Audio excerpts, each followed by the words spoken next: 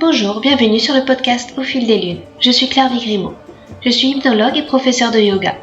Vous pouvez me retrouver sur le site clairviyoga.com, KLERVIYOGA.com, où je vous présente toutes mes activités. Toutes les semaines, je reçois des invités dans ce podcast qui nous parlent de leurs activités autour du bien-être, que ce soit l'hypnose, le yoga, le reiki, la sylvothérapie et bien d'autres thèmes encore. Alors sans plus attendre, voici l'épisode du jour. Dans cet épisode, je reçois Nelly et Ulrich Gélisson du site Eat Fat to Be Fit. Ce site est une référence dans le monde francophone sur l'alimentation cétogène. Le régime cétogène fait la part belle aux lipides tout en réduisant drastiquement la part glucidique des apports caloriques. Ce mode d'alimentation est à la source de témoignages bluffants. Perte de poids, mise sous contrôle de maladies auto-immunes ou orphelines, rémission de cancer, contrôle du diabète. Pour tous deux, la découverte de cette façon de s'alimenter a été la clé de voûte d'un édifice de connaissances scientifiques et d'expériences personnelles menant au mieux-être et à la pleine santé. En effet, l'état de cétose est celui naturel des nouveau-nés, comme celui de nos ancêtres des temps pré-agricoles. Ulrich et Nelly, en l'expérimentant, ont noté une meilleure stabilité de leur humeur, une plus grande énergie et une clarté mentale accrue. Proposer le partage de leur savoir et expérience sur le régime cétogène, pour une vie en santé, de manière simple et tenable, est devenue leur mission de vie. Nous revenons sur leur parcours, sur les raisons qui les ont amenés à s'intéresser au régime cétogène. Bien au-delà de l'alimentation, c'est aussi toute une vision d'envisager la vie qu'ils nous offrent, en nous montrant la possibilité que nous avons tous de changer de vie. Une invocation à être acteur de sa vie et non plus figurant, malgré les inconforts, malgré nos habitudes, alimentaires ou non, dont il est parfois difficile de se défaire. Car notre conversation ne se cloisonne pas à l'alimentation. En effet, nous discutons ainsi de la méthode Wim Hof avec Ulrich et du yoga avec Nelly et de bien d'autres choses. Ulrich nous parle de son appétence pour l'innovation et de son goût à tisser des liens entre des thèmes qui de prime abord nous sembleraient décousus. Un épisode savoureux qui ouvre des portes vers une vie en santé, en décloisonnant les sujets et les thèmes. Bonjour Nelly et Ulrich, je suis enchantée de vous recevoir. Vous êtes derrière le site Eat Fat to Be Fit, qui est un des sites références en France du régime cétogène. Est-ce que vous pourrez peut-être vous présenter chacun votre tour avec vos propres mots? Alors, bonjour Clary. Je vais commencer. Effectivement, on est derrière le site Eat Fat to Be Fit, mais on a eu d'autres vies, on va dire, avant. Pour ma part, j'ai un parcours qui est un petit peu atypique en fait. Donc moi, à la base, je suis formée, on va dire, dans le tourisme. Après, j'ai basculé tout de suite vers, on va dire, l'univers des chiffres. Et puis, il y a maintenant 4 ans, un peu plus de 4 ans, j'ai pris un grand virage en fait et on est parti effectivement sur ce que moi j'appelle aujourd'hui pour ma part en fait une mission de vie. Je ne sais pas si ce sera la seule. En tout cas, c'est celle qui m'anime aujourd'hui et en fait, c'est d'offrir le savoir qu'on a pu découvrir autour du régime cétogène et de manière plus large en fait aussi au niveau de la santé. Voilà. Donc moi, mon but c'est vraiment d'aider autant que je peux en offrant les outils, on va dire, d'une vie en santé, mais de manière simple et tenable et dans la joie en fait. Voilà. Donc j'ai effectivement lâché un job qui pourrait paraître un peu pas idyllique, mais un peu voilà. J'avais un statut de cadre, j'avais un salaire, j'avais voilà un CDI, tout ce dont beaucoup de gens rêvent. Et en fait, pour moi, ça me convenait plus. Et ça correspond, le moment a correspondu avec la perte de mon papa. Et donc, tout ça m'a vraiment poussée à aller plus loin dans ce que je ressentais dans mon intuition par rapport à cette mission de vie. Il n'y avait pas de plan. Je savais pas ce qu'on allait faire, comment on allait faire. Mais je me suis dit, voilà, on y va. Je sens que j'ai quelque chose que je peux apporter là et qui va m'apporter aussi au passage. Donc, et c'est toujours le cas. Donc voilà pour mon parcours. Après, au niveau de l'alimentation cétogène, on en parlera plus tard. Mais moi, c'est quelque chose qui m'a beaucoup apporté. J'ai eu beaucoup de problèmes avec l'alimentation et ça les a résolus et ça a débloqué beaucoup de choses en dehors au niveau du développement personnel. Donc, on verra ça plus tard et je vais laisser Ulrich se présenter à son tour. D'accord, merci Nelly. Donc, bonjour Claire-Vie, merci pour cet entretien. Donc, moi, pour me présenter relativement rapidement, j'ai 42 ans. De formation, je suis menuisier parce que j'avais une passion pour le bois étant jeune et une passion aussi pour le motocross qui était mon sport de prédilection depuis l'âge de mes 4-5 ans. Et donc, j'ai passé un brevet état d'éducateur sportif moto pour devenir entraîneur moto. J'ai monté un team de compétition. J'ai travaillé dans l'agriculture pour vraiment une sorte de hasard, un ami qui est tombé malade, il a fallu que je prenne sa place, etc. Ce qui m'a emmené à devenir expert agroalimentaire pour une société de contrôle audit certification internationale pendant plus de 12 ans. Et puis, donc, je découvre le régime cétogène en fin 2012-2013, suite à des recherches scientifiques et médicales pour la maladie de ma mère, parce que ma mère a fait un glioblastome, donc un cancer du cerveau. Et à ce moment-là, quand vous tenez à une personne et que cette personne vous annonce que d'une façon certaine à 100%, elle va décéder à 18 mois, et ben vous essayez de trouver toutes les solutions possibles et imaginables. Et donc, c'est à ce moment-là que j'ai cherché beaucoup de pistes pour l'aider, mais malheureusement, j'ai pas eu connaissance du régime cétogène en 2010. Donc, j'ai continué mes recherches après. Et c'est en 2013 que j'ai commencé à lire sur le sujet. Et finalement, ça a été vraiment un déclic parce que c'était une sorte de clé de voûte. Il manquait cette clé de voûte dans mes connaissances. Et là, tout devenait logique, tout s'articulait. Et tout ce qui était un petit peu qui manquait de sens, là, prenait vraiment du sens. Donc, le régime cétogène, c'est devenu vraiment une sorte de mission pour moi parce que donc, du coup, j'ai utilisé ce régime cétogène. J'ai eu les résultats que j'attendais et puis j'ai continué à apprendre. J'ai continué à lire des centaines d'ouvrages, des milliers d'études cliniques sur le sujet. Et donc, je me suis totalement auto-formé au régime cétogène pour devenir un expert aujourd'hui dans le sens où j'ai des médecins et des scientifiques qui viennent me voir pour me demander ce que j'en pense ou me demander des ressources. Donc, je deviens un petit peu référence sur le sujet juste avec un auto-apprentissage. Voilà qui je suis. Et je suis aussi pour que les gens puissent comprendre, parce que parfois ils ont du mal à saisir et à comprendre, à me cerner finalement. Je suis zèbre, c'est-à-dire que je suis un surdoué et je l'ai su très tard parce que j'ai été en échec scolaire.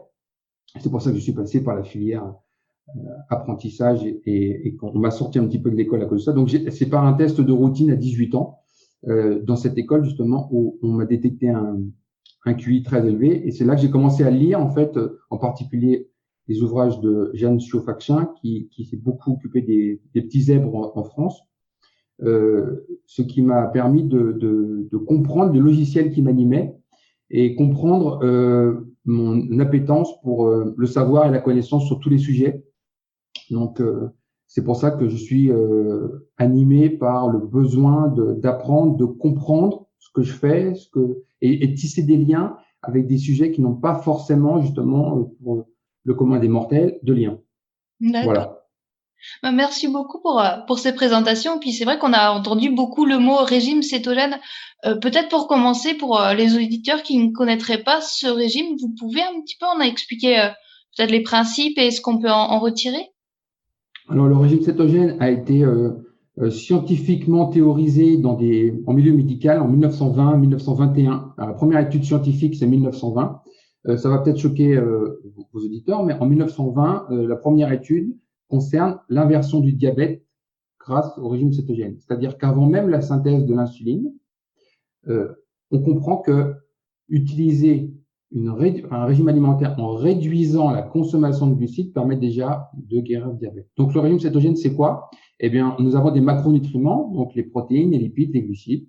Alors, on garde à peu près la quantité de protéines que l'on mange couramment, mais on réduit drastiquement la quantité de glucides, donc amidon et sucre dans son alimentation, et proportionnellement, on augmente la quantité de lipides, donc le gras, qui devient notre carburant principal. Voilà. En quelques mots, le régime cétogène, c'est ça.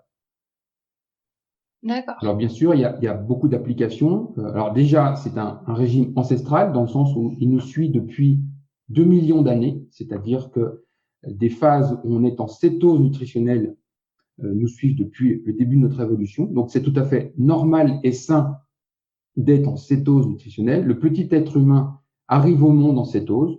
Le petit être humain qui est allaité par sa mère est en cétose. Donc si on le pique le bout du pied, qu'on prend une goutte de sang, on trouve des corps cétoniques dans son sang. Donc, c'est un état métabolique sain et normal. C'est ne pas être en cétose qui est anormal et qui est vraiment très récent dans le développement de l'humanité, puisque c'est grâce à l'hyper-disponibilité des glucides, c'est-à-dire tous les amidons, blé, riz, pâtes, et le sucre, donc depuis 1 ou 2 siècles, et en particulier les 50 dernières années, où la grande disponibilité donc de ces glucides fait qu'on n'est plus jamais en cétose. Ça, c'est une anomalie, et ce qui engendre une grande partie des maladies métaboliques que nous connaissons, donc diabète, obésité, hypertension, maladie du foie gras, cancer, etc.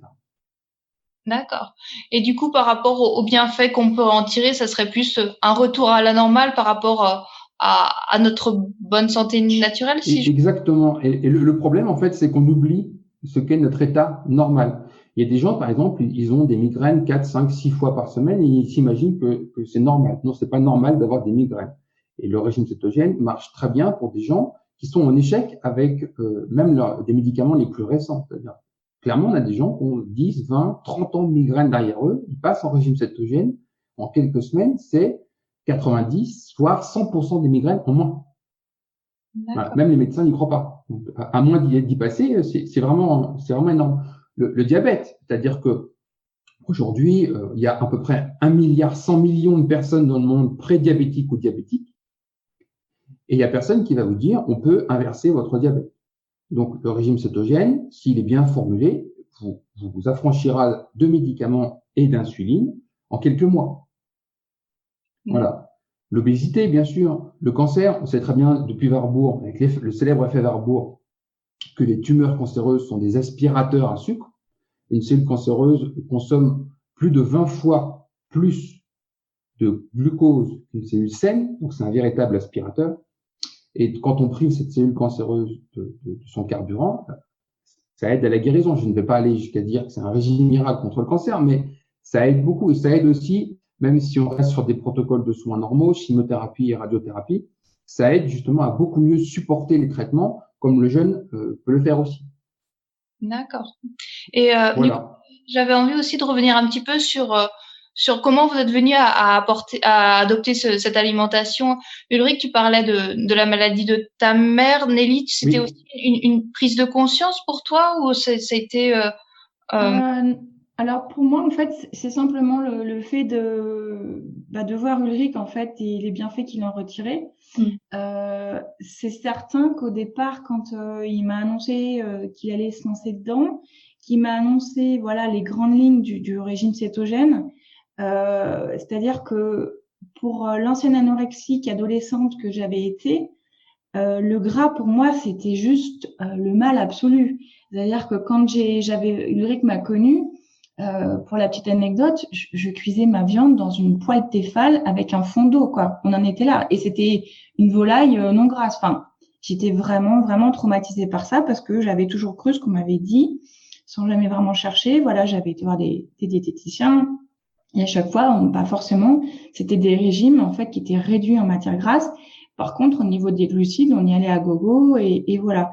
Donc moi, en fait, il a fallu que je le voie effectivement fondre à vue d'œil parce que clairement, il a fondu rapidement. Et quand je voyais son assiette, je me disais c'est juste pas possible. Sauf que si, c'était bien ce qui se passait sous mes yeux, c'était pas un régime miracle quoi.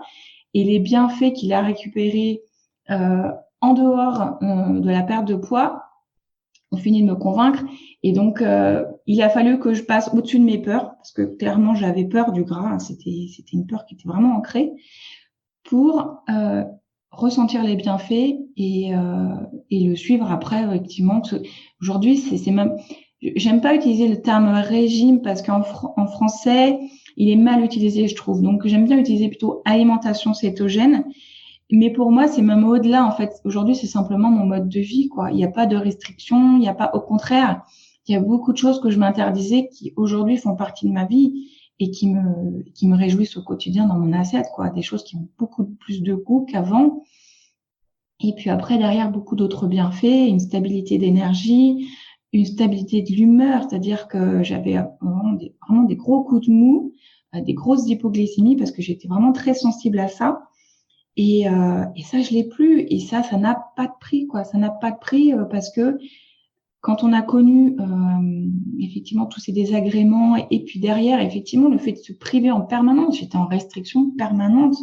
Donc, c'était une lutte contre moi-même. Donc, au niveau psychologique, c'est difficile, voilà, d'aller trouver un bien-être alors qu'en fait, vous êtes en contrôle en permanence. Donc, pour moi, c'est vraiment que du plus, en fait, l'alimentation cétogène. Et donc, voilà. Donc, moi, j'ai suivi Ulrich et pour ça et pour plein d'autres choses, je le remercie. En fait, le régime cétogène, il est souvent mal compris. On imagine que c'est un régime miracle ou quelque chose de difficile à suivre, mais c'est juste une évidence. C'est quand on creuse un petit peu. Moi, j'ai eu un enseignement sur la nutrition sportive en 98. À ce moment-là, j'ai acheté peut-être une vingtaine de livres pour me former sur cette phase d'entraîneur. Et je comprends qu'aujourd'hui, tout ce qui concerne la nutrition, ça va à la poubelle. C'est faux. Et je suis content que nous ayons le plus grand professeur de nutrition sportive du monde, qui est devenu aujourd'hui le porte-étendard de ça, le professeur Tim Noakes en Afrique du Sud, qui est la référence mondiale en termes de nutrition. Et c'est quand même, c'est pour ça qu'on l'a choisi pour faire la préface de notre livre, parce qu'on a énormément de respect pour lui. Quand on est en fin de carrière, qu'on est le scientifique le plus reconnu dans son domaine et qu'on dit à l'âge de en mémoire 62 ou 63 ans, alors tout ce que j'ai dit sur le sport, c'est juste. Tout ce que j'ai dit sur la nutrition, vous le prenez et vous le mettez à la poubelle.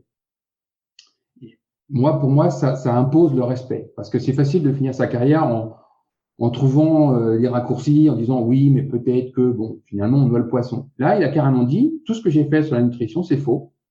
Et maintenant, c'est ça que je fais. Et tout simplement parce que ce professeur de nutrition a appliqué à la lettre ce qu'il prenait et qu'à l'âge de 60 ans, il fait un diabète de type 2. Et il se dit, wow, il y a un problème. Je cours 10 ou 15 marathons par an. Je suis les directives nutritionnelles que tous les États prônent dans le monde. Et à 60 ans, je fais un diabète. Mais il s'est passé quelque chose. Il y a un problème.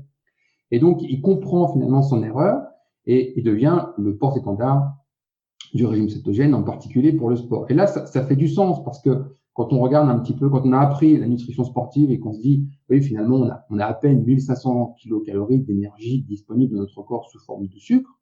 Et puis, à côté de ça, on a des stocks de graisse absolument colossales, quoi. Même un marathonien, le plus sec, à l'équivalent de 25 000 kilocalories d'énergie stock.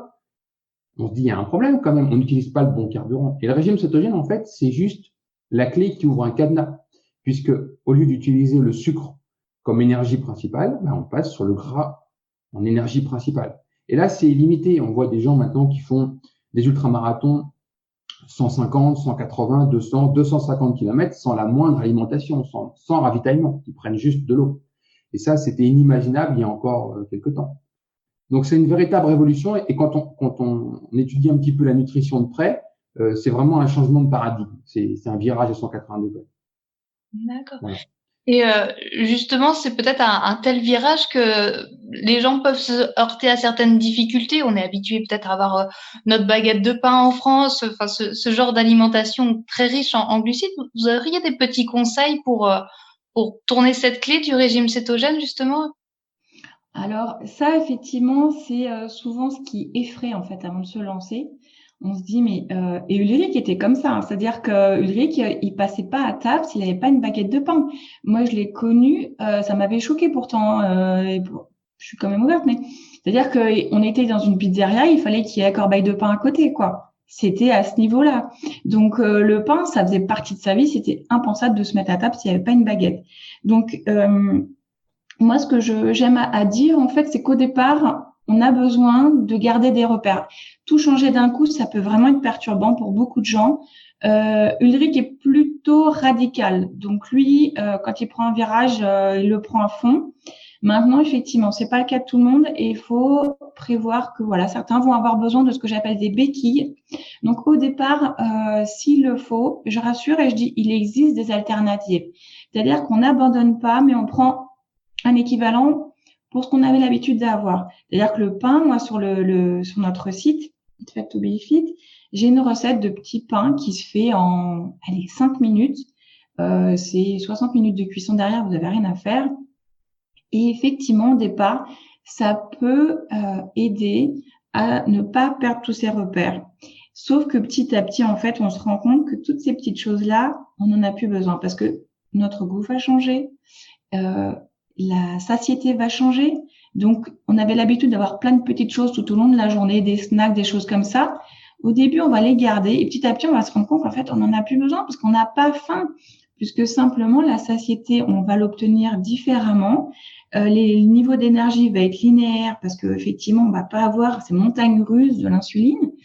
Et donc, voilà, au départ, moi, ce que je dis, c'est si vous en avez besoin, prévoyez des petits snacks céto, prévoyez du pain, voilà. Et puis, petit à petit, les choses vont changer. Vous allez voir que, bon, je n'ai pas forcément besoin. C'est comme les desserts. Tout le monde se dit, mais alors, du coup, les desserts, on en a plus. Mais bien sûr que si, il y en a plein, plein, plein. Et c'est ce que j'ai eu à cœur aussi de partager dans le livre, en fait. C'était d'offrir les clés pour avoir une vie, entre guillemets, comme les autres, tout en restant cétogène, en fait. Et c'est ce qui, je pense, aide à basculer au départ. Et ça, et beaucoup après nous disent, mais en fait, moi, j'ai plus besoin de dessert. Souvent, on va les préparer quand on a du monde à la maison et qui est pas forcément passé en régime cétogène pour partager un moment ensemble.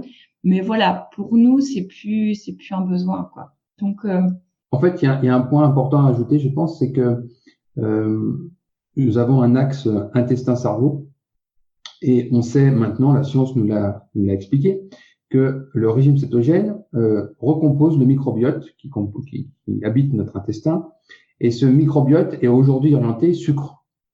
Ce microbiote appelle le sucre, c'est-à-dire que quand vous êtes gavé de sucre en permanence, automatiquement, vous entretenez une population qui appelle du sucre, et donc c'est le sucre qui appelle le sucre, vous mangez en permanence du sucre, et votre microbiote vous rappelle que ça fait 1 heure que vous n'avez pas mangé de sucre, donc vous êtes dans une boucle que vous n'arrivez pas à briser.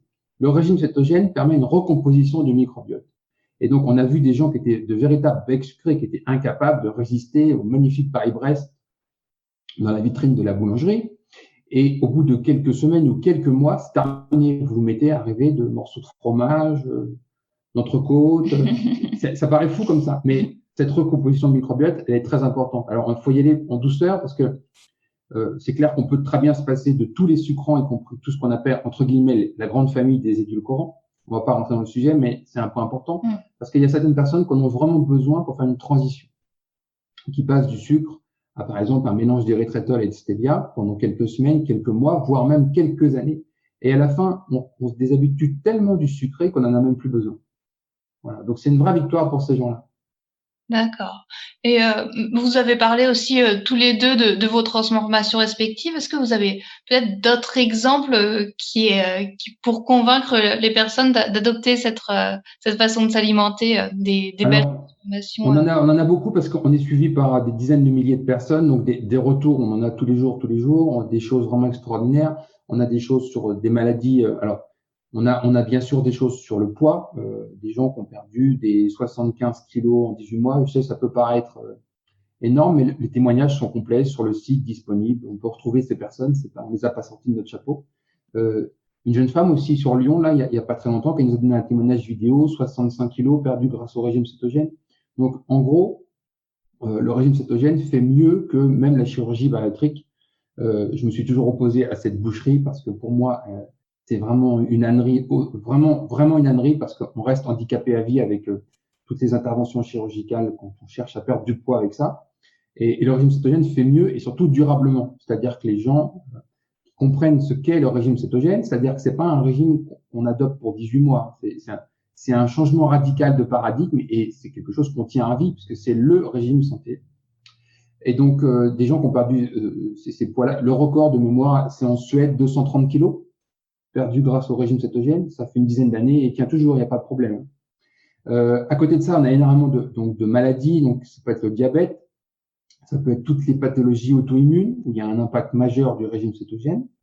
Maintenant, de mémoire, il y a 130 pathologies auto-immunes répertoriées, mais des maladies rares aussi. C'est souvent, moi, je fais une veille scientifique, donc tous les vendredis, c'est dépouillage de mes lectures scientifiques. Je reçois 300 à 400, là-dedans, j'en garde une trentaine. Et c'est toujours pour moi une joie de voir des maladies orphelines pour lesquelles la médecine ne propose strictement rien, aucun médicament, et voir que le régime cétogène a pu aider, voire guérir ces personnes. Donc vraiment, c'est vraiment, il y a un champ du possible grâce au régime cétogène sur tout ce qui est dérèglement métabolique, on va dire, un impact majeur. Donc le régime cétogène, c'est pas que le régime miracle à faire au mois de mai pour avoir un ventre plat sur la plage. Nous, on a toujours combattu ça. Ouais. C'est vraiment un mode de vie durable, facile à tenir, avec une très bonne qualité de vie. C'est très facile à tenir même à l'extérieur, en famille, les anniversaires, les repas au restaurant, etc. Il n'y a aucune difficulté. Voyage à l'étranger, on a testé tout ça depuis longtemps déjà. Et donc c'est vraiment très facile à tenir et on y gagne une telle qualité de vie qu'on ne revient pas en arrière, quoi. D'accord. Merci pour cette belle présentation du régime cétogène. Et il y avait aussi un autre point que j'avais envie d'aborder avec vous en vous contactant, c'était la méthode Wim Hof, si vous voulez bien. Oui. Donc il me semble que, je ne sais pas si vous êtes tous les deux pratiquants de cette méthode. Plus Ulrich, c'est moi. C'est lui encore qui a été creusé et retourné les petits cailloux il y a déjà quelques temps. À l'époque, c'était pas encore en fait, comme très popularisé. Sur ma présentation, je vous expliquais que j'étais zèbre et ce mode de fonctionnement, en fait, rend impossible toute zone inexpliquée. C'est-à-dire qu'il faut tout remettre en relation en permanence. Et donc, il y a tout un tas de choses qu'on fait par habitude, on s'en rend pas compte et qui ont un impact majeur. Par exemple, vivre dans un espace surchauffé comme on l'a aujourd'hui grâce au chauffage dans les voitures, les vêtements thermiques, etc. Dans le développement humain, c'est quelque chose de très récent. Ça a un impact. Respirer par la bouche ou respirer par le nez, c'est deux choses totalement différentes. Donc, on peut aller sur des méthodes de respiration genre Wim Hof ou Buteyko ou d'autres encore. Et on se rend compte que c'est pas du tout la même chose. Par exemple, quand on dort la nuit, la bouche fermée, c'est pas du tout la même chose que dormir la nuit avec la bouche ouverte. Et ça, c'est tout un tas de petits détails, mais on se rend pas compte de l'impact que ça peut avoir. Donc, Wim Hof, oui, quand j'ai découvert en 2014 de mémoire, j'ai commencé cette méthode de respiration. J'ai fait des tests sur le sport avec, et puis bien sûr l'exposition au froid, parce que moi j'étais extrêmement frileux de base. Donc, je me suis dit, ouais, c'est génial, je vais plus avoir peur du froid.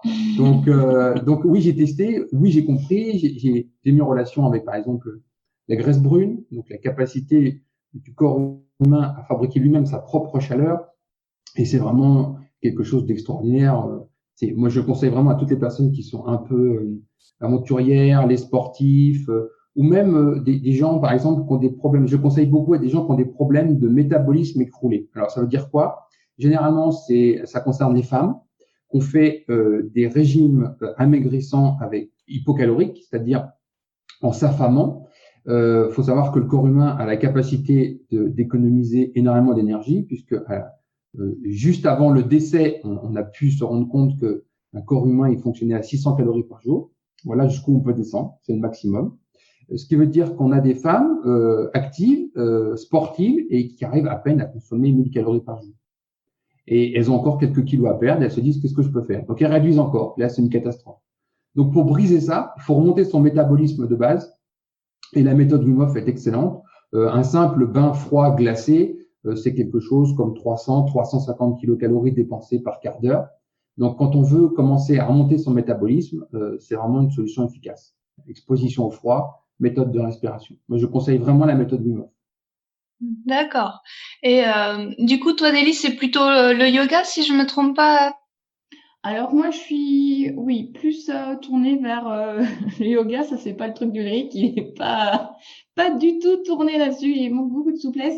En fait, moi, le yoga, j'y suis arrivée un peu par hasard par le Pilates, en fait. J'ai commencé par ça et c'est avéré qu'en fait, je commençais un petit peu à tourner en rond. Et finalement, le studio où j'allais pour le Pilates prêtait l'espace à une professeure de yoga qui est aussi une naturopathe.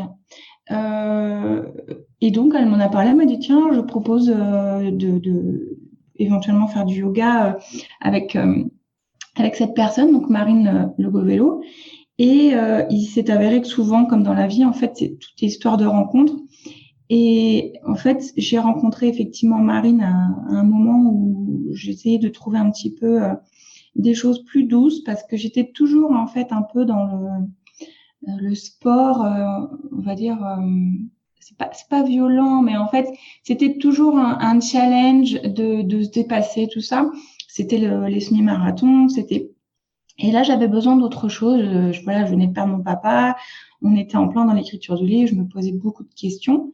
Et puis, j'ai eu la chance effectivement de rencontrer cette professeure qui a su en fait me challenger tout en douceur. Et là, ça a tout changé puisque c'est quelqu'un en fait qui arrive à voir en fait où sont vos capacités. Et je savais qu'en fait, à partir du moment où elle me disait, tu peux essayer cette variante, je savais que il n'y avait pas de souci, je pouvais y aller et que ça restait toujours en douceur, en progression. Et donc, j'ai retrouvé en fait une relation avec mon corps à ce moment-là que j'ai trouvé plus équilibrée. Et une fois en fait que j'ai trouvé cet équilibre, on va dire, et cette relation plus douce, on va dire, parce qu'en plus j'arrivais vraiment à progresser. C'est quelque chose dans lequel effectivement j'étais pas en difficulté parce que j'ai plutôt tendance à être en ce qu'on appelle hyperlaxe. Donc j'arrive à aller très loin dans les mouvements et j'ai rapidement, je trouve, progressé. Et une fois que j'ai trouvé ça, en fait, j'ai pu donc j'ai arrêté tout ce qui était en salle, qui était cardio, choses comme ça, parce que j'y trouvais plus du tout d'intérêt et même quelque chose de contre-productif parce que c'était aller contre ce que je souhaitais, ouais. Je me retrouvais dans un état d'esprit que j'aimais pas. Donc, j'ai abandonné tout ça. Et finalement, voilà, quand je me suis sentie plus ancrée avec le yoga, parce que c'est quelque chose, en fait, qui relie, je trouve, beaucoup l'esprit et le corps, hein. Il y a des positions, type l'arbre ou des choses comme ça. Quand vous n'êtes pas centré, tout de suite, vous le sentez et ça vous confirme ce que vous pensez. Et donc, il faut vraiment être attentif à ça pour pouvoir éventuellement après intervenir sur d'autres aspects. Et en fait, après, je l'ai équilibré en fait avec le CrossFit, qui à l'opposé, on va dire, hein. Et finalement, les deux m'ont permis d'obtenir vraiment un équilibre. Dans l'un, en fait, c'est un dépassement dans les deux, mais de manière différente. Donc voilà, moi j'ai trouvé mon équilibre comme ça. Donc aujourd'hui, malheureusement, je ne pratique plus puisque voilà, depuis notre déménagement, c'est un peu plus compliqué. Et puis le confinement a fait que c'était plus possible. Mais j'ai hâte effectivement de reprendre. Donc je vais aller voir les studios qui y a autour de la maison maintenant et voilà, ça me manque effectivement ce contact avec son esprit et son corps, quoi, en fait. Moi, c'est ça que je retiens. D'accord. Merci pour cette présentation du yoga et de la méthode Wim Hof qui peuvent paraître opposées, mais il y a aussi beaucoup de séances de yoga du froid aussi. Finalement, oui, non, mais il y a beaucoup de liens. Wim Hof pratiquait le yoga avant même d'avoir commencé à développer cette méthode. Donc, il y a beaucoup de liens, surtout sur la respiration. Oui, et puis même dans sa méthode, sur sa méthode, il a justement invité, parce qu'on a fait la méthode effectivement entière. Le cursus de formation en ligne, oui. Voilà, en ligne. Et en fait, il invite justement une professeure de yoga. Et j'adore. En fait, moi, c'est ça que je préférais même sur la méthode Wim Hof. En fait, c'est de cette partie, en fait, avec cette professeure qui doit être néerlandaise, je crois, et qui est d'une douceur. Et ces séances vraiment sont. Enfin, moi, j'adore cette professeure aussi. Mais effectivement, il y a beaucoup de liens parce que il y a beaucoup de méthodes de respiration dans le yoga où en fait, quand j'ai commencé Wim Hof, où je me suis dit mais voilà le pranayama, des choses comme ça, où en fait, je me suis dit beaucoup de choses se recoupent et voilà, et tout s'imbrique souvent et c'est ça qui est intéressant quand on s'intéresse à plein de choses au niveau de la santé et parfois de certaines méthodes qui peuvent paraître un peu extrêmes et qui sont pas forcément dans le dogme, on va dire. Mais beaucoup de gens veulent cloisonner les choses alors qu'en fait, tout est plus ou moins lié. Donc, c'est vraiment, nous, c'est notre appétence pour ça, pour lier les choses. D'accord. Et justement, on voit toute votre curiosité, tout votre appétit pour cette ouverture. Est-ce que vous avez des projets qui vous tiennent à cœur, dont vous souhaiteriez nous parler sur des projets futurs?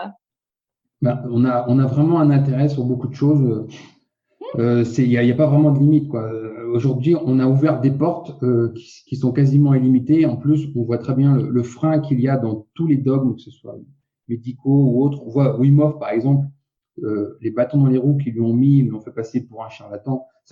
D'ailleurs, c'est vraiment riche d'enseignements quand les médecins qui ont voulu prouver que Wim Hof était un charlatan et finalement, par une étude scientifique publiée, ils ont prouvé qu'en fait, sa méthode, elle fonctionnait et ils ont trouvé une explication. Et il y a pour d'autres cas, pour d'autres personnes, moi, j'explique. Enfin, ma position, c'est quand on ne comprend pas quelque chose, ben, il faut juste dire, OK, vous faites quelque chose que je ne comprends pas. On va chercher l'explication, mais aujourd'hui, je ne comprends pas. Alors qu'aujourd'hui, le dogme en place, c'est puisqu'on ne comprend pas, c'est faux ou ça n'existe pas. Et c'est une grave erreur. Donc, par exemple, depuis plus d'un siècle et demi, alors moi, j'ai pas dit que j'étais pro-homéopathie, mais depuis un siècle et demi, les médecins veulent combattre l'homéopathie pour charlatanisme, etc. Et aujourd'hui, en 2020, on s'apprête à injecter massivement un vaccin dans le monde entier sans avoir la moindre preuve scientifique de son efficacité. Donc aujourd'hui, les gens qui accusent l'homéopathie d'être du charlatanisme vont faire preuve de charlatanisme. Donc voilà dans le monde dans lequel on vit. Et on essaie de combattre ça à tous les niveaux parce que ce soit au niveau sportif, que ce soit au niveau de la santé, au niveau des croyances. On combat beaucoup la croyance. Par exemple, aujourd'hui, quand on parle de régime cétogène, les gens vous disent « Ah oui, mais tu manges beaucoup de gras, donc qu'en est-il de ton cholestérol? Tu vas avoir une crise cardiaque. » Alors que on sait très bien depuis des décennies maintenant que aucune étude scientifique dans le monde n'a pu mettre de preuves en face d'un haut niveau de cholestérol et d'une prédisposition aux maladies cardiovasculaires. Il n'y en a aucune. C'est le vide le plus complet. Alors qu'il y a, par exemple, en France, 7 millions de personnes qui prennent des statines pour réduire ce niveau de cholestérol. Donc, on voit qu'on a des dogmes en face extrêmement puissants et ça prend énormément de temps et d'énergie pour combattre ça. Donc, nos projets, en fait, c'est de creuser tous ces sujets. Parfois, on détricote toute la mauvaise science qui a été fabriquée pour essayer de chercher la vérité. Si on peut, à mon avis, que la chercher, c'est un chemin, c'est pas forcément un but, pour essayer d'aider le plus de gens possible en faisant des publications accessibles pour que les gens comprennent et puissent agir à leur niveau. Donc, c'est vrai qu'aujourd'hui, le fait qu'on soit parti aux États-Unis, donc il y a quelques mois, fait que les projets sont plus vastes et c'est vraiment une coopération franco-américaine en fait, parce que les Américains ont quand même cette appétence pour l'innovation et c'est ça qui nous fait du bien ici. C'est de pouvoir effectivement sortir du carcan français tout en le rendant accessible. Ce qui ne l'est pas pour les gens qui sont pas forcément anglophones, ce qui est le cas de beaucoup de gens en France et dans le monde francophone. Donc nous, on a à cœur vraiment de pouvoir ouvrir des portes et tisser des liens entre les deux mondes parce qu'il y a du bon dans les deux. C'est-à-dire que le côté français, moi, mes projets aujourd'hui, c'est de m'adapter. Je me passionne en fait pour tous les nouveaux ingrédients qui peuvent être intégrés en fait dans l'alimentation cétogène et qui permettent beaucoup de nouvelles choses, tout en gardant mon héritage français culturel et culinaire. Donc voilà, le meilleur des deux mondes. Je m'intéresse aussi à plein d'autres sujets que je peux pas aujourd'hui explorer sur EatFat parce que c'est un site qui est dédié à l'alimentation cétogène. Donc j'ai décidé pour ça d'ouvrir un nouveau blog qui sera en ligne d'ici quelques jours, qui sera simplement nellygenesson.com et dans lequel je parlerai de choses que les gens ne connaissent pas forcément de moi, et qui sera tourné vraiment vers l'épanouissement, puisque j'ai 3 thématiques qui sont aimer, créer et s'épanouir tout simplement. Voilà. Donc, et puis Ulrich de son côté se passionne pour tant de choses que ça serait difficile d'en faire un résumé, mais voilà, il y a beaucoup d'autres sujets au niveau médical aussi sur lesquels il creuse sans que ce soit effectivement ça paraisse en relation. Je suis vraiment passionné par beaucoup de choses. Ça peut être la physique quantique avec l'eau. Ça peut être le quart d'heure d'après la crypto-monnaie, ça peut être après une nouvelle méthode. Enfin, je suis passionné sur trouver la meilleure façon de faire les choses. Et aujourd'hui, on a oublié certaines méthodes. Par exemple, ici, là où nous vivons, au Colorado, il y a une célèbre expérience qui a été faite sur la prise de masse musculaire. Et si je vous dis que le record a été fait avec 23 kilos de muscles pris en 30 jours. Vous allez me dire, c'est pas possible. Si, c'est réel. Et ça date des années 70. Et ça a été totalement oublié. Et en fait, aujourd'hui, dans le sport, on enseigne des choses qui sont totalement scientifiquement fausses et dépassées. Alors que il y a 50 ans, 60 ans, ils avaient déjà compris ça. Donc, j'aime bien déterrer ces sujets-là, des personnes qui ont été un peu oubliées ou qui ont été ignorées, mises de côté parce qu'elles avaient ça le caractère, mais ça a été vraiment des défricheurs et j'aime beaucoup retourner aux sources des personnes, enfin vraiment à la racine des personnes qui ont fait avancer les choses, qui ont fait avancer la science, qui ont fait avancer la découverte. Donc les sujets sont très très vastes.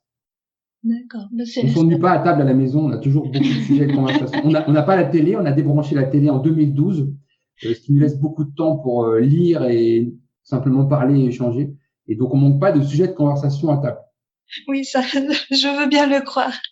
Mais c'est vrai que c'est en tout cas des projets fascinants, enfin pour vous deux, pour Nelly comme pour toi, Ulrich. Et peut-être pour terminer ce podcast, est-ce que vous auriez un conseil pour les auditeurs que vous donneriez si vous avez envie Ben, moi je conseille souvent aux gens d'agir pour ne plus subir. Et c'est-à-dire qu'on vit dans une époque où les gens se plaignent beaucoup, mais font pas grand-chose. Et moi, je pense que quand on veut s'en donner les moyens, on a tous la possibilité de changer de vie. Donc, quelqu'un qui est gros et qui se sent mal, eh ben, il peut mincir. Quelqu'un qui n'a pas de muscles et qui en veut, eh ben, il peut travailler pour en gagner. Quelqu'un qui est stressé peut se déstresser. Quelqu'un qui en a marre d'entendre des mauvaises nouvelles à la télévision, il peut couper la télévision. Quelqu'un qui en a marre de son métier, aujourd'hui, j'estime qu'en 2020, de toute l'histoire de l'humanité, on n'a jamais eu autant de facilité pour apprendre. Moi, j'apprends tous les jours et j'apprendrai tous les jours jusqu'à la fin de ma vie. Et plus j'apprends et moins je sais. Et j'adore ça. Et aujourd'hui, en 2020, on peut acheter n'importe quel livre. On peut télécharger des PDF par milliards. On peut s'inscrire à l'université d'Harvard en ligne pour 0 €, même si on ne va pas payer les 70 000 $ nécessaires pour avoir le diplôme. On va avoir l'enseignement. Donc, quelqu'un qui a envie vraiment de changer de vie, de faire quelque chose, même avec peu d'argent, pour moi, aujourd'hui, on a vraiment la possibilité de le faire et d'y arriver. Donc, il faut le faire. Il faut arrêter de se plaindre, il faut agir. Il faut être acteur de sa vie, en fait. Acteur de sa vie, tout à fait. Simplement. Merci pour Pas être figurant. D'accord. C'est les mêmes conseils que tu donnerais, Nelly, aussi Oui, parce qu'on est si on va fêter nos 20 ans de mariage le mois prochain. Donc, pour dire qu'on partage, on est à peu près en ligne, même si on est très différents. On a un parcours différent. Moi, je ne suis pas zèbre, voilà, mais je le comprends et maintenant j'ai compris comment il fonctionnait. Et c'est important, en fait. Lui aussi comprend comment moi je fonctionne. Mais on a quelque chose en commun, en fait. C'est ce besoin, en fait, de liberté et d'autonomie. Moi, je l'ai pas compris tout de suite parce que c'est pas mon éducation. Mais quand Lyric me l'a effectivement fait expérimenter, il m'a fait me questionner, j'ai compris que, voilà, il fallait que je passe à autre chose, à un autre logiciel. Et depuis, même si c'est pas toujours confort, c'est clair qu'être acteur de sa vie, c'est aussi être responsable de ses choix. Donc, parfois, il y a des expériences qui sont moins heureuses. Il y a des expériences qui nous font clairement sortir des sentiers battus. Pour ma part, le tout dernier en date, c'est ma sortie, on va dire, d'Instagram. En 2020, c'est pas forcément ce que tout le monde fait. Mais voilà, j'ai dit, moi, mes valeurs, elles sont plus là. Je l'ai expliqué pourquoi. Enfin, j'en ai donné les raisons justement dans le nouveau blog que je vais lancer dans quelques jours. Pour expliquer, voilà, pourquoi aussi je crée ce blog, parce que tout est lié et j'ai décidé d'être actrice. J'ai décidé de prendre la responsabilité et pour être alignée, on peut pas se plaindre du système sans rien faire. Il faut faire les choses. Après, on sait pas ce que ça donne, mais au moins on n'a pas de regrets et voilà. Moi, il y a des fois, en me retournant, je me dis, je suis bien heureuse d'avoir fait ça. Ça n'a pas été facile, mais aujourd'hui, le constat et le bilan, il est positif. Donc, chacun a des attentes différentes. Il faut simplement être en accord avec ses valeurs. C'est très, très important pour moi. En plus, pour cette année 2020, quand même, liberté et responsabilité, je pense qu'on peut les mettre vraiment au centre parce qu'on est dans une société qui infantilise. On peut le voir, nous aussi aux États-Unis, on n'est pas impacté parce que on n'a pas ces restrictions, mais on les a subies juste avant notre départ, donc pour les États-Unis au mois de septembre. Où franchement, on nage en pleine stupidité. On prend des gens qui sont adultes, chefs d'entreprise, autonomes, etc., pour des enfants. Et nous, on n'a jamais considéré les enfants comme ça. Nous, on a toujours considéré que chaque être humain doit être libre et responsable, peu importe son âge. On donne les clés et chacun est libre d'agir et donc responsable de ses actions. Aujourd'hui, on infantilise vraiment tout le monde et tout le monde attend la béquille du président français à 20h, savoir ce qu'il va déclarer, est-ce qu'on va avoir le droit d'aller à droite ou à gauche, à un moment donné, il faut arrêter. C'est pour ça qu'on encourage tout le monde à devenir libre dans sa vie et acteur. Et donc, à un moment donné, même s'il faut changer de zone géographique parce que c'est impossible de vivre librement là où on habite, eh ben, il faut la changer. Mais le monde est vaste, il faut bouger, il faut arrêter de subir. Et donc ça, c'est notre credo dans, moi, ça l'a toujours été, j'ai toujours été libre et responsable et on m'a jamais soumis à quoi que ce soit. Et quand on me donnait un ordre que je ne comprenais pas, eh ben, c'était non. Donc, à un moment donné, il faut savoir dire non quand on ne veut pas subir. Donc, nous, c'est vraiment notre credo, libre et responsable. D'accord. Merci beaucoup pour ces mots, pour ces conseils et pour toute cette conversation pleine de dynamisme et d'informations très enrichissantes. Et merci à toi. Merci à toi, Carmi. Une très belle journée, du coup, puisqu'il est oui. presque 10h maintenant, c'est ça, aux États-Unis? C'est ça, oui. C'est ça. La journée va commencer pour nous sous la neige, puisqu'on a de la neige depuis 2 jours. D'accord, belle journée, à bientôt. Merci Claire. Merci. Merci à Nelly et Ulrich pour cette discussion. Vous trouvez toutes les informations de cet épisode sur le site clairviyoga.com à la rubrique podcast. J'en profite aussi pour vous dire que mon livre 12 promenades au clair des lunes est maintenant disponible. Vous trouverez toutes les informations sur ce livre sur le site 12promenades.com, 12 en chiffres. Merci et à bientôt.